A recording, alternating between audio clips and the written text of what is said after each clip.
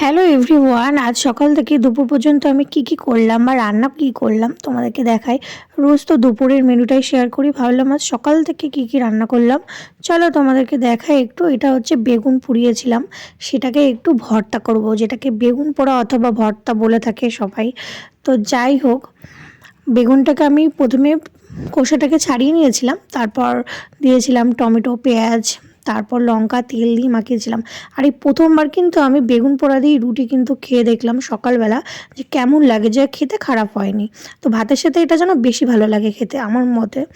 আর অনেকে রুটি দিয়ে খায়, তো আমি সকালে যেহেতু রুটি করেছিলাম, তো টিফিনে ভাবলাম স্কুলে আরশিকে একটু রুটিটা দেওয়া যাক। সাথে করেছিলাম একটু কুমড়ো আলুর তরকারি করেছিলাম। তো যতটা পারি বাড়ির সবজি দিয়ে টিফিন দেওয়ার চেষ্টা করি স্কুলের। যাই হোক, তো আরশির টিফিন বক্সে আমি দিয়ে দিলাম রুটি আর হচ্ছে সবজি, কুমড়ো দিয়ে আলু দিয়ে একটা সবজি করেছিলাম, সেটাই দিয়ে দিয়েছিলাম আর কি।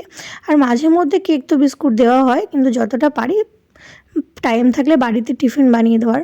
তো যাই হোক, দুপুরের তো রান্নার তো করতে হবে।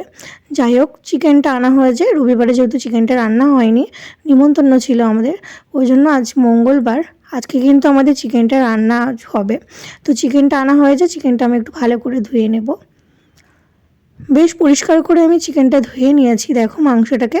তো মাংস করার জন্য এদিকে পেঁয়াজ লঙ্কা কেটে নিয়েছিলাম, আদা রসুন। আর কি রান্না হবে চলো, এখানে হবে বিট ভাজা করে নিয়েছিলাম একটু, তার সাথে হবে হচ্ছে পুঁই শাক হচ্ছে কুমড়ো দিয়েছিলাম, আলুটা দিইনি। তো এটা না আমি বড়ি দিয়ে রান্না করব পুঁই শাকটাকে, বেশ কিন্তু টাটকা পুঁই শাক ছিল। আর আমি একটু বড়িটা ভেজে নিয়েছিলাম, বললাম না যে পুঁই শাক দিয়ে রান্না হবে, বেশ কিন্তু কচি ছিল পুঁই শাকটা আর দারুণ হয়েছিল। এদিকে দেখো আমার রান্না হয়ে গেছে, ওদিকে সবজিগুলো রান্না হয়ে গেছে। আর এটা হচ্ছে মাংসের আলুটাকে আমি একটু ভেজে নিয়েছি। তো মাংস রান্না করতে গেলে তো আলুটা ভেজে নিতেই হবে। এদিকে দেখো মশলাও আমার কষানো কমপ্লিট, মাংসটা এবার রান্না করতে হবে। জাস্ট মাংসটা রান্না করলে কিন্তু আমার দুপুরের রান্না কিন্তু কমপ্লিট হয়ে যাবে।